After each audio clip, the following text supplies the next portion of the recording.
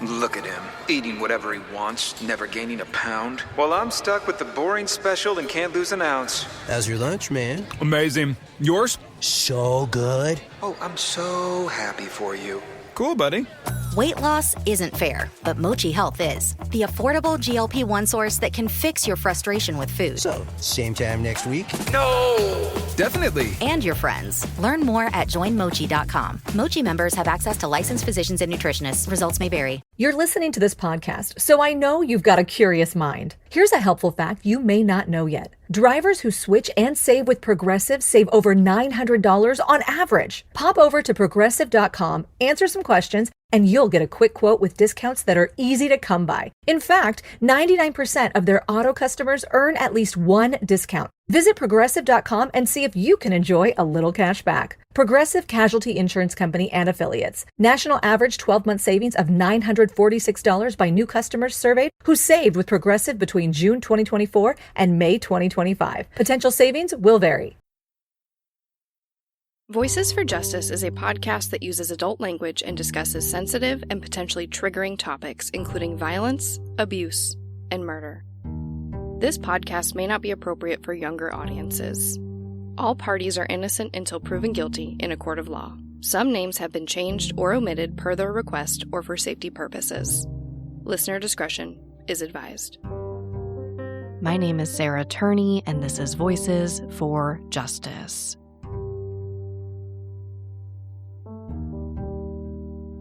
Today, I'm discussing the cases of Esther, Lizette Galaz, and Karen Grajeda. We're going to step back to the mid-1990s in Tucson, Arizona, to examine two cases that have haunted the city's south side for 3 decades. In December 1994, 6-year-old Lizette went missing from her apartment complex. About 13 months later, 7-year-old Karen Grajeda went missing from her apartment complex just 8 miles away. On the surface, these may seem like isolated incidents, but as local investigators and the FBI began to look deeper, they discovered a disturbing pattern, and they were soon linked to 3 additional abductions of young girls in the same area between 1993 and 1994. These are the cases of Esther, Lizette Galaz, and Karen Grajeda. It's about 6 p.m. on Monday, December 19th, 1994 in Tucson, Arizona, and 6-year-old Esther Galaz, affectionately known as Lizette, is playing with friends at her apartment complex, the Rea Verde Apartments. She and her family had recently moved to the area, and while she was enrolled in school as a first-grade student, they were out for the holiday break. Around dusk, Lizette returned to her second-story apartment. But of course, she's 6, so not long after, she asked her mom if she could go back outside and play with her friends. Her mom said no and asked her to stay in the apartment while she ran to a nearby store. She puts her 11-year-old son, Noah, in charge of watching Lizette and her younger sister while she does so. Her mom leaves, and a few minutes after, Lizette leaves too. She tells her brother she wants her mom. And again, Noah's 11, and watching an even younger sister at the time, so Lizette walks out the door. When their mother gets home about 5 minutes later and realizes what happened, she begins looking all around the apartment complex for Lizette. She assumes she's likely playing with one of her friends, or is somewhere between the apartment complex and the nearby store. She doesn't immediately fear the worst, but after about an hour, she realizes that something is very, very wrong, and she calls the Tucson Police Department to report Lizette missing. The first officers arrive at the scene with a canine unit ready to assist in searching for Lizette, but they don't find her anywhere, so they call in other officers to go door to door to ask if anyone saw anything, and they do get some very disturbing reports. It seems that a few people, mostly kids, saw Lizette leaving to go to the store, but she's stopped when a man calls her name and compelled Lizette to get in his vehicle. Of course, that is absolutely terrifying. The worst-case scenario is that Lizette has been abducted, and the best-case scenario is that she's out there somewhere alone in about 40-degree weather. The searches for her continue that night and into the next morning, but they don't find anything to point them to her or where she may have gone. Now, Lizette was named after her mother, Esther Galaz, so for clarity purposes, just know when I say Lizette, I mean the child, and when I say Esther, I mean her mom. So 30-year-old Esther and her live-in boyfriend, 28-year-old Martin Lopez, are interviewed by the local paper, the Tucson Citizen, on December 20th. They both say they haven't slept all night and plead for her safe return. Esther also reiterates that Lizette has never run away and was a reliable kid in general. This just wasn't like her. The article goes on to explain that there was a command post set up by police at the rental offices of the apartment complex. They have about 30 officers, helicopters, and dogs out looking for Lizette. Her story is also featured on the local news. And again, they just don't find anything. In fact, that's exactly what a police spokesperson told the Tucson Citizen, that they have nothing at this point. I think now is a good time to talk about this area, because it's important to all of the cases I'm going to tell you about today. Around this time, Tucson had a population of about 635,000 people, and the city's really known for being the home of the University of Arizona, one of the largest universities in the state, so there's a lot of students in the city.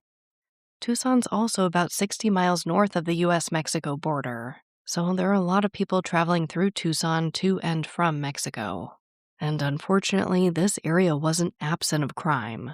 Between 1993 and 1994, 3 girls between the ages of 7 and 8 were abducted in separate instances. 2 were sexually abused, and all 3 were set free, but the perpetrator was still at large. There was such a strong belief that these cases were connected that the media coined this man as the South Side molester, due to all the girls being from the south side of Tucson, just like Lizette. Now, I'll be talking about all 3 of these cases a lot in this episode. For obvious reasons, these girls are largely unnamed in the media, so I'll be protecting their privacy also. Just know that when I discuss these 3 cases from 1993 and 1994, these are the cases I'm referring to. But back to the timeline. At this point, the police and her family fear that Lizette may have been taken by this person, though police officials are hesitant to confirm that the cases are related. We know how these things go. So this is a city with a decent-sized population, with quite a bit of people traveling through the area, and some pretty recent abductions of children her age. It's a terrifying situation, and these searches are turning up nothing the day after she went missing. They even hold a press conference urging citizens to contact police if they've seen anything, and again, there's just nothing. That is, until about 4:30 p.m., when a man walking his 2 dogs reports finding Lizette's body in a ditch, about half a mile from where she went missing. Her body was hidden under a mattress, and she'd been beaten and sexually abused. The area where she was found was one the officers planned to search that same day. Of course, it's just the worst-case scenario in a situation like this.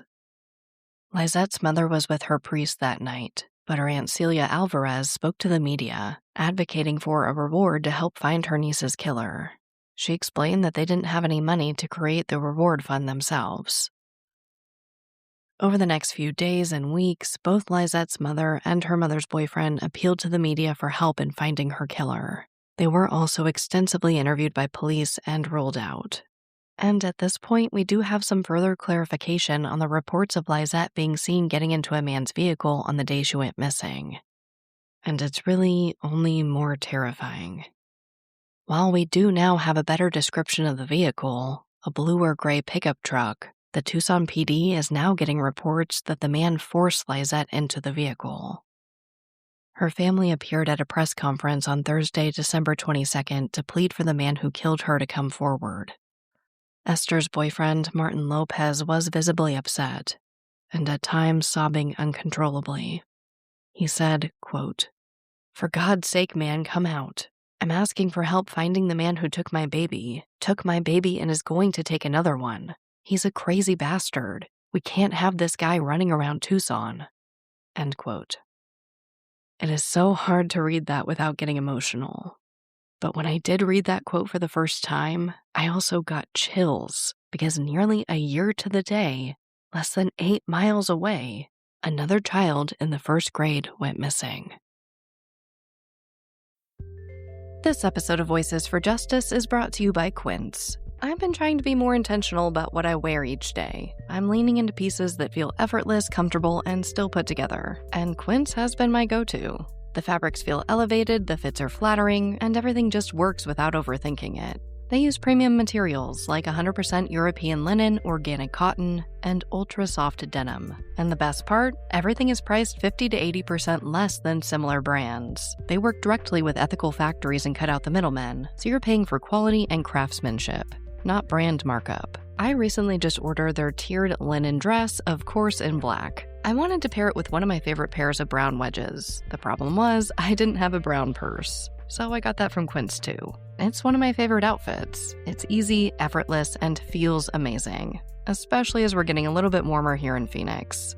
Refresh your everyday with luxury you'll actually use. Head to quince.com/justice for free shipping on your order and 365-day returns. Now available in Canada too. That's QUINCE.com/justice for free shipping and 365-day returns. Quince.com/justice. This episode of Voices for Justice is sponsored by Chewy. If you have pets, you probably know about Chewy, and you also know that when they say that they have everything you need to keep your pet happy and healthy, they're not messing around. To keep them happy, Chewy has over 100,000 products from all the brands my pets love at prices I love. To keep them healthy, Chewy offers pet prescriptions, pet insurance, telehealth vet visits, and they're even rolling out vet clinics across the country. I've been shopping with them for a very long time. And in addition to the auto-ship feature that gets the dog's food to them every single month, I also love to experiment with different treats. But I'm a bit picky. For me, it has to be high quality with simple ingredients. I recently picked up treats from Shepherd Boy Farms that are 100% just chicken breast. Popcorn and Heber are already obsessed. Chewy has everything you need to keep your pet happy and healthy. And right now, you can save $20 on your first order and get free shipping by going to chewpanions.chewy.com/Sarah E. Turney. That's chewpanions.chewy.com/Sarah E. Turney to save $20 on your first order with free shipping. chewpanions.chewy.com/Sarah E. Turney. Minimum purchase required. New customers only. Terms and conditions apply. See site for complete details. It's Thursday, January 11th, 1996, and 7-year-old Karen Grajeda just got home from Elvira Elementary, where she was a student in the first grade. She spends the afternoon cleaning her room, playing Nintendo, roller skating, and riding her bike. Peak 1996 behavior. I mean, I was literally the same age as Karen. We actually share a birthday, October 15th, 1988. So I can envision this exact afternoon. Karen lives with her mother, Rosalba Lazoya, and her 5-year-old sister Alejandra at the Saguaro Crest apartment complex in South Tucson, just about 8 miles from where 6-year-old Lizette Galaz lived before she was killed about a year prior. After Lizette was killed, parents had their kids on lockdown, terrified to let them play outside as they once did. While Lizette's case was still unsolved, the community was beginning to heal and let their kids have a little more freedom, like to play in the courtyard of the complex. Karen and her sister would often play there with a group of about 10 kids who also lived in the complex. Like I said, they were out roller skating, riding their bikes, peak 90s kids outdoor play, but still within the confines of the complex and specifically that courtyard. At about 6 p.m., Karen runs back to her apartment to drop off her skates and bike. At this point, her mom's finishing up dinner, so she tells her that it's time for her and her sister to come inside for the night. But Karen pleads with her mom to play for just a little bit longer, and her mom agrees. At about 6:30 p.m., it's time for that dreaded call from her mom that it's time to come in for dinner, that she and her sister need to come back inside. But only Alejandra returns home. Her mom tells her to go right back outside and go get her sister. But when Alejandra comes back, she tells her mom that she must have lost track of Karen, because she has no idea where she is. So, of course, Rosalba goes outside to look for Karen. She also asks the other kids in the courtyard if they've seen her, but no one has. They didn't see her walk away, they didn't see a struggle, they didn't hear a scream. They also didn't see any strangers, and none of the other kids are unaccounted for. Karen just isn't there. So she calls the Tucson Police Department, who arrive on scene that night and begin searching for Karen. They look in the surrounding area and go door to door asking about Karen, but they come up with nothing. The next morning, they pull out all the stops. You can tell in the reporting on this case that the local police were deeply disturbed by the fact that they had 3 children around this age abducted and sexually abused by a predator before being let go, and the murder of Lizette Galaz all unsolved since 1993. Now, at the beginning of 1996, they have the disappearance of a 7-year-old in the same area. So again, they were putting in every effort and resource they could from the start. They immediately set up camp in the dirt lot to the east of the apartment complex and set up a dedicated 24/7 hotline for tips. They have dozens of volunteers and officers out there. 15 detectives, 20 uniformed officers, and 25 volunteers went door to door. They checked in abandoned cars and dumpsters, ditches, and alleyways. There are people on foot in patrol cars, motorcycles, horses, ATVs, police helicopters with infrared technology. And some of Lizette's family helped in the search too, in tears and in shock that it might have happened again in their community. But again, there's no sign of Karen anywhere. Lieutenant Detective Richard Middleton with the Tucson PD leads the charge to find Karen.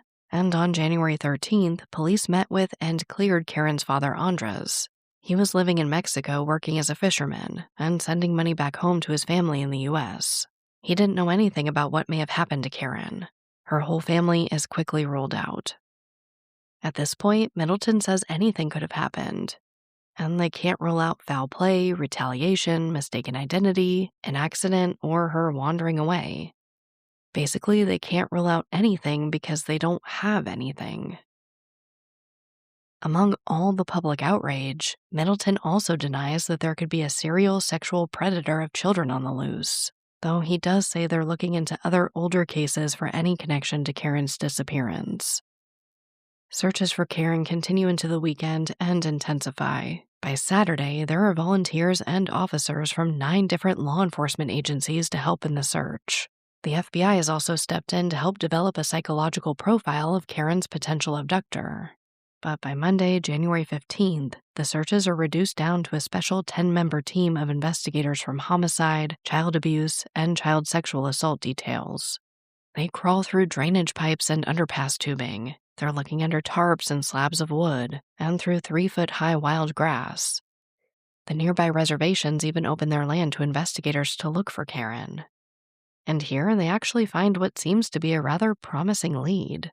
They find a set of children's footprints, which appear to be a match to Karen's Guess brand shoes. These prints are next to a set of adult footprints and span from the interstate to the San Xavier mission before they just disappear.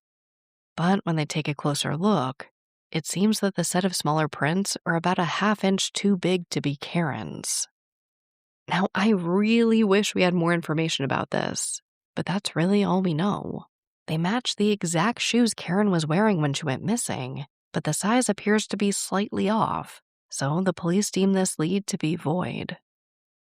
Luckily, this isn't their only promising lead, even though the next one is a little scary. They also find spots of blood. These are found on a walkway outside of a house a few blocks from the apartment complex. So that evidence is collected and sent off for testing. They also find a newly dug shallow grave, but upon excavation, they discover a dog inside. And this is the tip that I think sticks with everyone in this case. 2 witnesses reported seeing Karen leaving a supermarket on Valencia Road near her apartment complex on the day she went missing. They say she was looking at cassette tapes inside the store, but when they saw her leaving, she was crying. Unfortunately, this sighting was never confirmed, and they didn't report seeing Karen with anyone else. So this lead really just sits. By the end of the day, over 2,500 man-hours have been put into searching for Karen, and they've investigated and cleared over 550 leads. At this point, the search for Karen is considered one of the largest in the history of the department, but they have exactly 0 suspects, just like in the case of 6-year-old Lizette. About a week into the investigation, they do get another tip, though. Someone reported seeing a white compact car in the area of the apartment complex.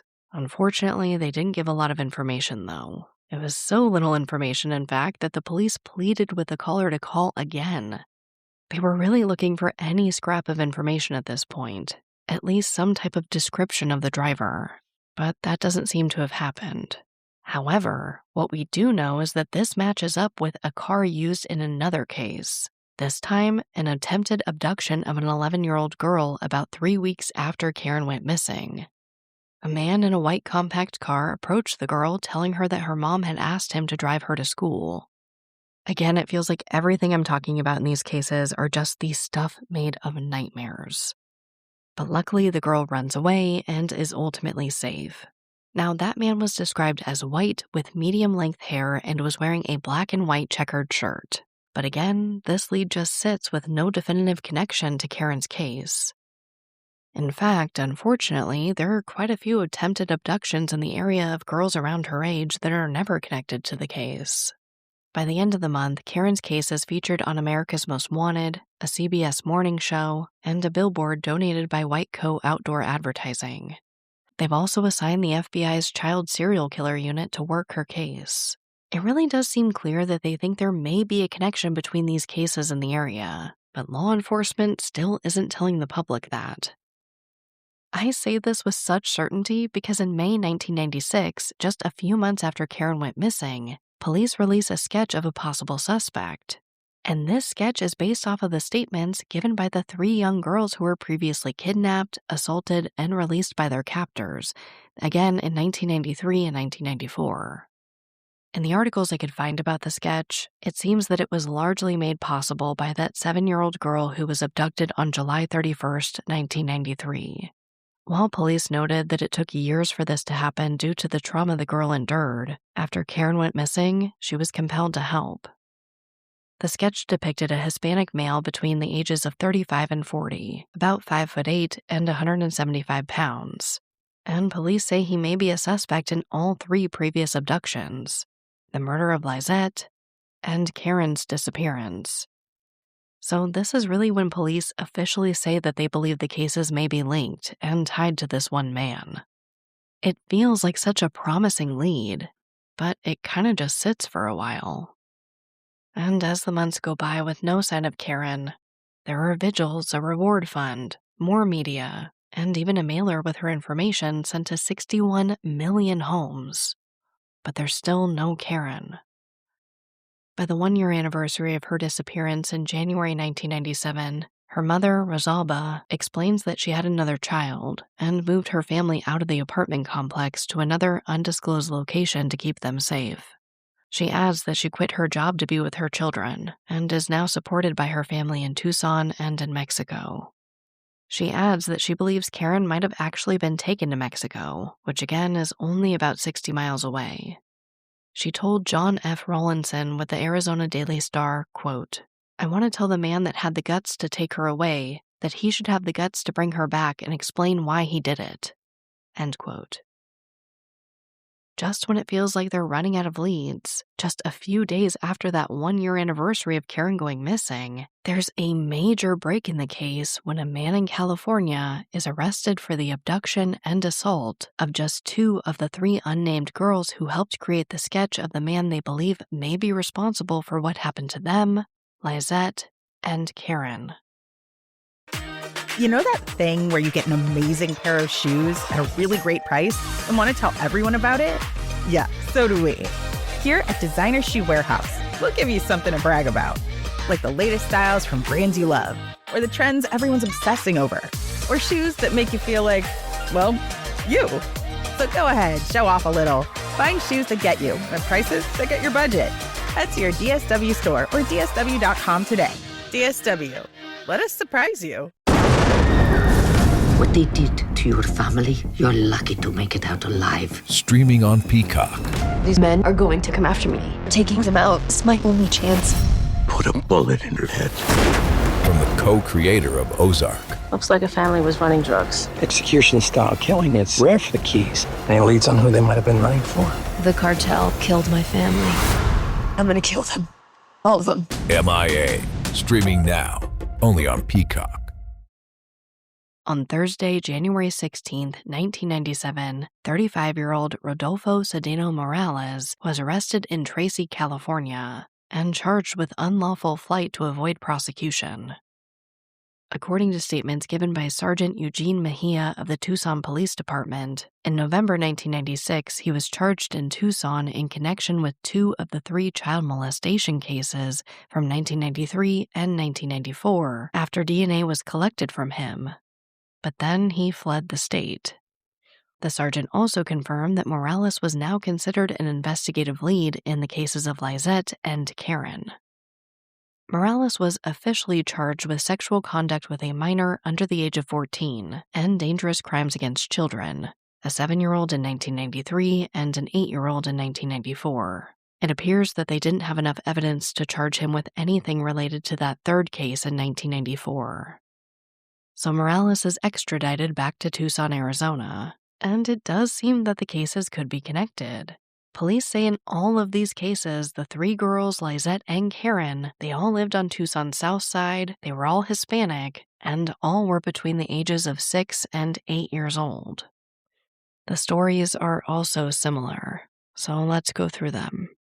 On July 31st, 1993, a 7-year-old girl was playing at her apartment complex when a man offered her a ride and to pay her for helping deliver a message. He then drove her to the desert near the complex, sexually assaulted her, and released her a block from her home. She told police he was driving a light powder blue squared off with a gray interior roof, upholstered blue interior, and bucket seats. The girl thought it could be a Volkswagen Rabbit or Ford Fiesta, but with 4 doors. Then, about a year later, on January 16, 1994, an 8-year-old girl was approached by a man on the street who offered to buy her candy. She rode her bike across the road to a market, and the man forced her into his vehicle. Then he drove a short distance into the nearby desert. The girl wouldn't stop crying as he tried to sexually assault her, so he hit her in the face, told her to get out of the car, and let her walk away. Her description of his vehicle was nearly identical to the way that the first girl had described it. The 3rd known incident was on May 16, 1994, so a few months after the 2nd incident. This time, a man approached a 7-year-old girl about a block from her home. He offered her a ride home, but instead he drove to a nearby patch of desert where he sexually assaulted her and let her go. This girl gave more limited details about the car. She said it was small and blue with a blue interior and broken taillights. This is the case Morales was not charged with due to lack of DNA evidence. By April 1998, the media consistently lists Morales as a suspect in Lizette and Karen's cases, and evidence was found to link him to even more cases. By the time all this goes to trial, he's facing 2 counts of molestation, kidnapping, public sexual indecency, sexual conduct, and 2nd-degree sexual abuse with an 8-year-old, 2 counts of molestation and kidnapping in connection to a 9-year-old, more similar charges in the cases of 2 other 9-year-olds, and in the case of a 5-year-old. I mean, this guy is obviously just a monster. In the end, he was convicted of 13 felonies in connection with 5 children. Morales was sentenced to 248 years in prison, where he still sits to this day. Karen Grajeda's mother was present for the trial, and when asked for comment about charging Morales in the cases of Lizette and Karen, Deputy Pima County Attorney Catherine Mayer said she is examining that route, but she was not willing to speculate further on possible charges, which never came. So where do these cases stand today? Let's start with Esther Lizette Galaz. Well, because charges never came against Morales, some have speculated that perhaps the vehicle Lizette was reportedly seen getting into was a family member's car, despite the family being ruled out. And this is something Lizette's brother Anthony has spoken on. He was 12 when she went missing. He said he thinks it's unlikely because of how new they were to the area. And he said at that time they didn't have a lot of family around, and most of them didn't know where they lived anyway. Unfortunately, most reporting on Lizette's case stopped after that 1998 trial, and only picked back up around the 30-year anniversary in some shorter articles. In 2023, 2 detectives from the Tucson PD said that they were working on some forensic evidence that may tie her to a new suspect, but as of this recording, no results have been published. In December 2024, Lizette's brother Anthony was interviewed about his sister's case by local Tucson KGUN 9 News. He was asked what he would say to Lizette if he could, and he said he'd just want to see her face again and to hug her, that would be enough for him. Now let's talk about Karen Grajeda. Well, I wish I had more for you here too, but I really don't. There were a few articles up until about the year 2000 discussing how her mother and Lizette's mother met through a group that supports families impacted by violent crime, and how they were still trying to raise awareness for their daughters through efforts like getting their photos and information on water bottles distributed throughout the country.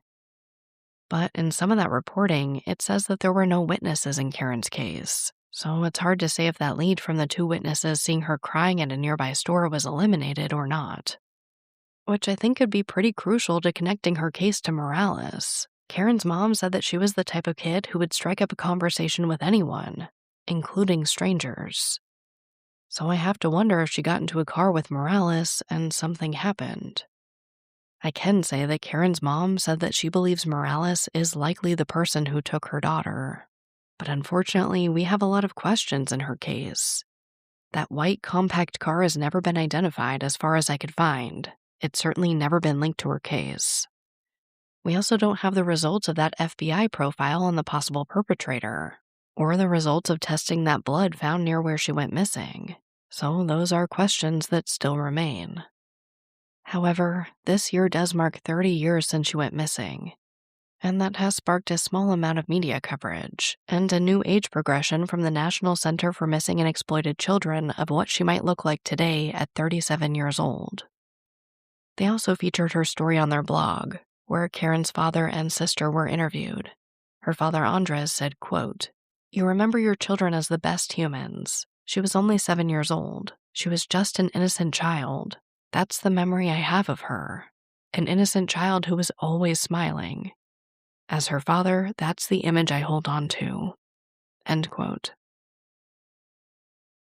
And her sister Alejandra, who was playing with her that day, said, quote, "I still hang our Christmas picture every year. My daughter is named after you. If you're out there, if you're alive, we're here. Your whole family loves you. And if you can come home, please do. We'll always be waiting for you." End quote. Which brings me right to our call to action. Please share these cases. I can't in good faith tell you that they're connected, but it certainly feels like we have good reason to believe that they may be. More importantly, these are 2 children with families speaking out and asking for our help over 30 years later. That's something no family should have to live with.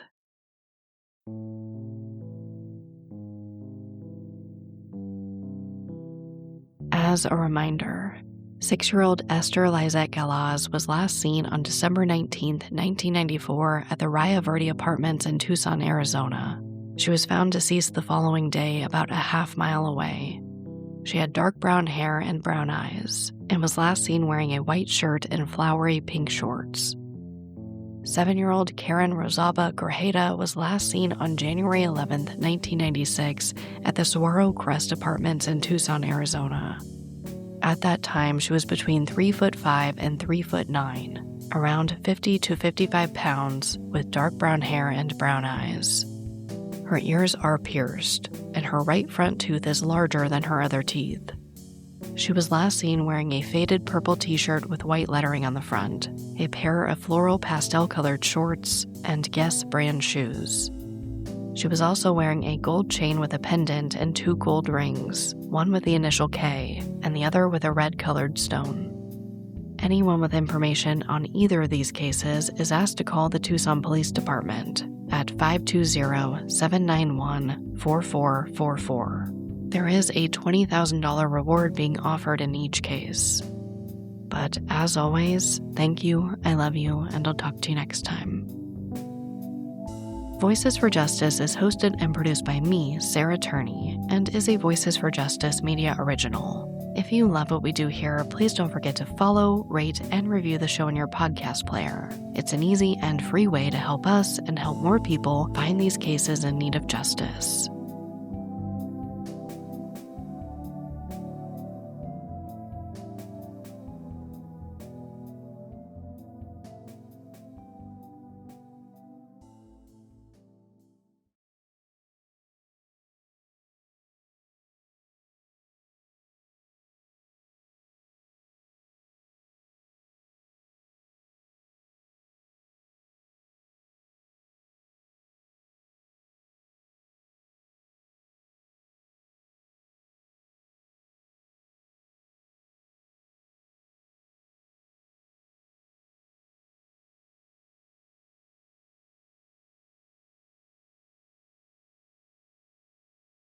Welcome to the Secret After Show. The studio door is open and our emotional support puppies, Popcorn and Heber, are in the room.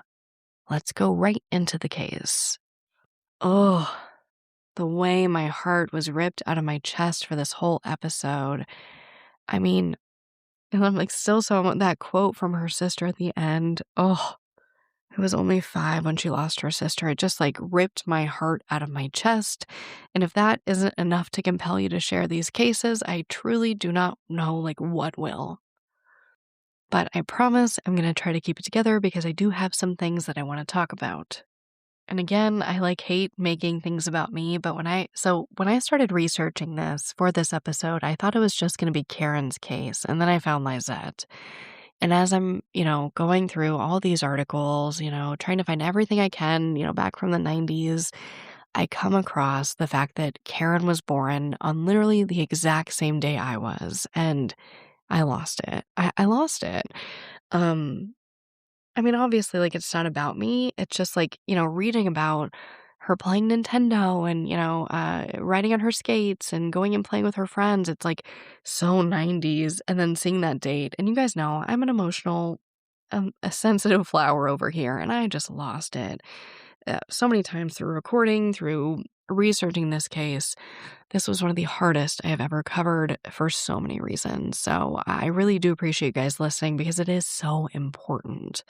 And outside of the emotions of it all, I do think it's so compelling that they have what seems to be so much about these girls and they just can't link it to anybody, specifically to Morales, which is hard, right? I can't say for sure that he's involved, but I would love to know more about that investigation, and hopefully more comes out with the 30th anniversary of at least Karen's case being sparked. I will say, I thought it was kind of bullshit, you guys, kind of BS that third girl was not tacked onto that case because of DNA, because it seems that there was no DNA evidence to link. They didn't say that there was like additional DNA, that he wasn't a match. They just said that they didn't have the DNA to link him. So I don't know. I could be swayed if they have DNA matching it to somebody else. It just feels like, the description was so similar. They, helped her or let her help create this sketch. And she did describe the car. Her description was a little less descriptive, if you will, but she could name the color of the car, the color of the interior, and like all of that matched. And it just drives me crazy. And I really hope that, somewhere out there she got some form of justice. Now, there is something on this case that I did not present in the main episode, and that was the use of psychics. It just felt like it didn't fit, to be totally honest with you, and it's kind of like a nothing burger, but I wanted to talk about it here just because I do think it's kind of interesting. So there's this article from Wednesday, January 17th, 1996. It's by the Tucson Citizen, written by David Teeble, it looks like. And he talks about how 50 psychics have offered their help to the Tucson PD, specifically with Karen's case. And some of these things, like one psychic said that Karen was grabbed and molested by a man who she could describe and name. She named this person. They didn't give the name in the article, but, she supposedly gave the name to police. Another psychic said that Karen was still alive and partially clothed near the apartment. Another person said she was in a pond, along Pima Mine Road. And in the article, they talk about how police actually followed all of these leads, but they kind of were frustrated by it, I should say. Detective Captain Raymond Hardiman said, quote, "We obviously would not turn down any help. That would not be a good police procedure," end quote. But then he starts going on about how he can't recall a psychic solving a single other case, in their department, but that he acknowledges that it's helped in other departments. And then another officer, Detective Dupnick, the head of the sheriff's department, says that he's done this for 39 years, end quote. "I've never seen a case where a psychic has proven to be beneficial, and next year I will have completed 39 years in law enforcement," end quote. So in addition to that, there's a second article by Teboul, this journalist, and he's featuring just Joyce Martin, a psychic who was in contact with Karen's family and who had offered to help. And in this article, it says the Pima County Sheriff is saying it's a waste of time, that essentially like this person's just hurting her family. And then we have this psychic, Joyce Martin, saying that she's frustrated. She says that she has all the information that police needs, but like it's not in her brain, and she needs them to interview her for all this information to come out, and they haven't done that. But she does say that Karen was somewhere on the east side, and that there was a silver trailer and large pyramid-shaped building where she was. She said Karen is deceased and was horribly abused. And that she's been doing this for 15 years and has worked on some cases. She also says that she helped solve the murder of an 8-year-old girl, pinpointing police to where her skull was found. But then the journalist, asks the police officers, and they say that's not true and that she's lying. I don't know. You guys know, I'm like so up in the air about psychics. Like, I've seen the harm that they cause. I keep going back to them because I would love to know more information. I think psychics and true crime are hard because I do think that there are some people out there who have proven their abilities and have helped solve cases. I think that we've seen that. And some police departments are like, absolutely, like, yes, this has happened. But then, I hear those horror stories, and I've experienced those horror stories. So it's so hard with the psychics. But yeah, that it just felt like a lot of drama that took away from the seriousness of the episode. But let me know what you guys think. Like, is that something you'd like to see in the episode going forward? Do you feel like I do, like it kind of detracts from the story? Let me know. Now, on to media discrepancies. The first thing I have is kind of like the smallest thing. It was just driving me insane was Karen on a bike or skates before going back out? I could not for the life of me get a clear answer. And it was like every other article was saying bike and then skates, and then some said that she had both. So again, not the biggest thing in the world, but it's little things like those that make me go down all these rabbit holes. I will say there was a lot more media on Karen than Lizette. I was digging deep for these articles on Lizette, which is so sad. I always try to make it balanced to the best of my ability, but there was so much more media on Karen. I will say the last media discrepancy is it appears that Karen's last name was actually reported incorrectly to the media by police when she initially went missing. Which kind of feels like a miss for this department. I feel like in Karen's case specifically, they did everything. Like when I was doing those lists for you guys, it was like the efforts were just immense. And for them to get something like her last name wrong just seems so silly. But I think it also goes to show that even officers who try their hardest with the best intentions, sometimes mistakes are made.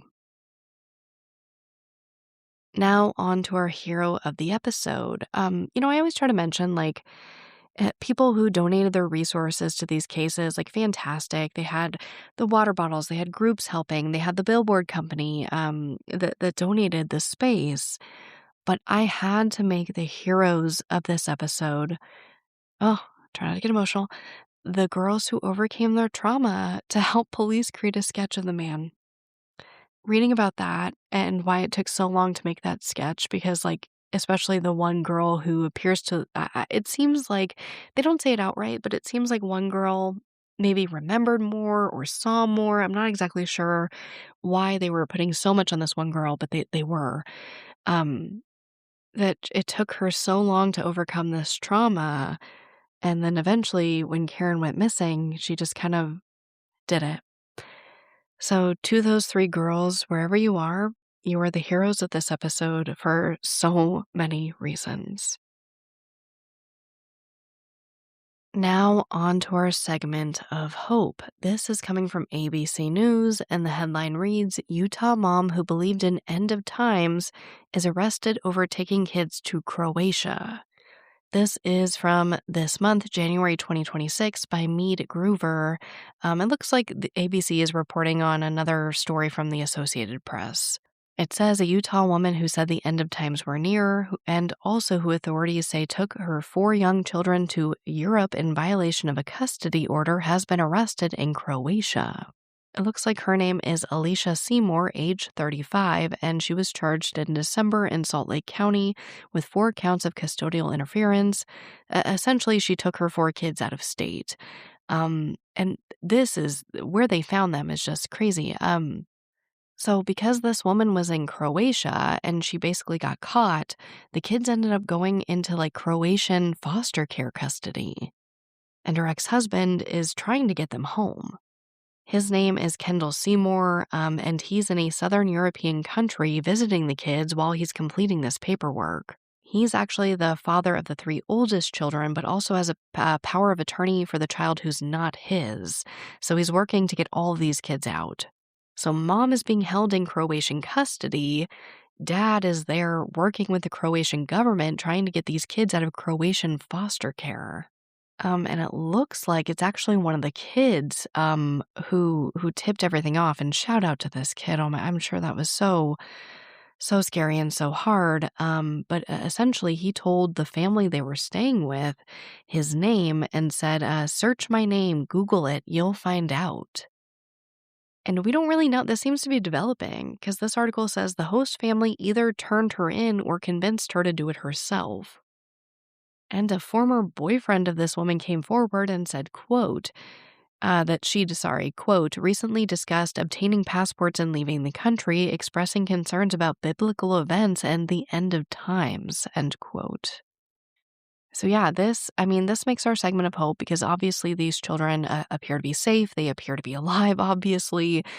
So worst case scenario didn't happen. This is still unfolding, which I think is extremely complex, it seems, and interesting in the worst type of way. It's just insane how these kids are being held in, essentially like foster care in Croatia. And I really hope, hopefully this father seems to be safe, and I really hope that they are released to his custody soon and they can figure everything out because my goodness, how traumatic. And I didn't even go into like all her claims about the end of time. She says she's kind of like sounds like a Lori Vallow.